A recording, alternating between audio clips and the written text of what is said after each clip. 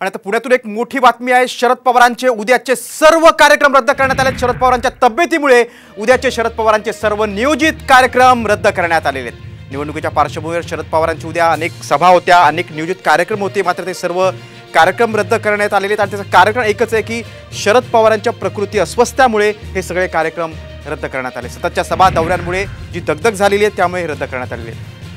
पण अधिक माहिती घेऊया, आमचे प्रतिनिधी अक्षय बडवे आपल्या सोबत आहेत। अक्षय, शरद पवारांचे सर्व कार्यक्रम रद्द आहेत, प्रकृतीचेच कारण आहे की आणखी काय माहिती येते समोर?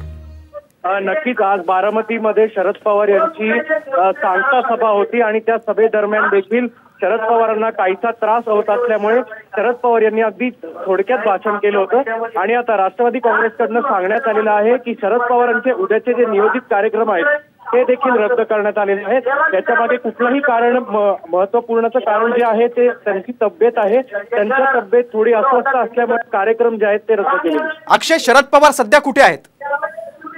शरद पवार हे गोविंद बागेत म्हणजेच बारामतीमध्ये असलेल्या त्यांच्या निवासस्थानी आहेत। ते सध्या तिथेच आहेत कारण की दुपारची सांगता सभा झाल्यानंतर शरद पवार यांनी गोविंद बागेतच आजचा मुक्काम करणार आहे। अक्षय, आपण बघतो आज प्रचाराच्या तोफा थंडावलेल्या आहेत, कारण गेल्या काही दिवसांपासून झंझावाती प्रचार दौरे शरद पवारांचे सुरू होते। त्यांच्या प्रकृतीची ही जी दगदग झालेली आहे त्यामुळे त्यांनी कुठेतरी आता विश्रांती घेतली असावी। पवारांचे जवळचे काही कार्यकर्ते, पदाधिकारी यांच्याशी काय बोलणं झालंय का?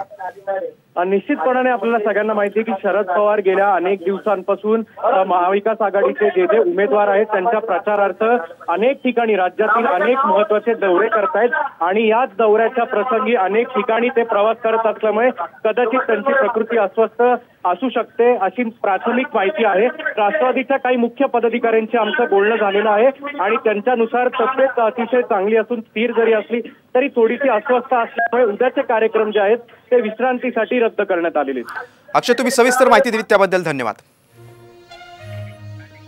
आपण बघतो शरद पवार यांची जे सततचे प्रचार दौरे आणि सततची दगदग याच्यामुळे आता त्यांचे उद्याचे सर्व कार्यक्रम रद्द झालेले आहेत। आणि आपण बघतो की आज सगळ्या प्रचाराच्या तोफा थंडावलेल्या आहेत, तिसऱ्या टप्प्यातील प्रचाराच्या तोफा थंडावलेल्या आहेत। आता 7 मे रोजी मतदान होणार आहे, त्या पार्श्वभूमीवर आता पवार विश्रांती घेणार आहेत।